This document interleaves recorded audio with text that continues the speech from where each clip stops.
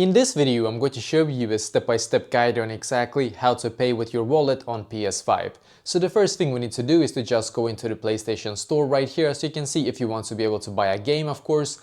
And then what you're going to do in here is to just scroll in here until you get to these three dots right here. So you can see up top here, actually, I'm going to show you. So here, as you can see, wallet, and you can see the amount you have in the wallet. If you don't have anything in the wallet right now, you can just scroll down in here and click on redeem code.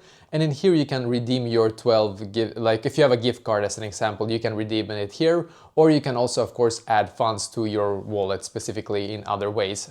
And basically now when you have done so and you have money in your wallet, you can now start actually purchasing a game, for example, or subscriptions of course. So I'm just going to take this game as an example. I'm actually going to buy this game, and you can see up top here it should say charge to wallet, and that should be automatically if you have enough money in your wallet to be able to get a game, just so you know.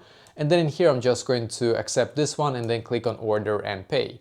Now I'm just going to say yeah, thank you, as you can see, and yeah, basically the purchase is now complete, and that is exactly how to actually use your wallet to buy games, or yeah, how to pay with wallet on your PS5.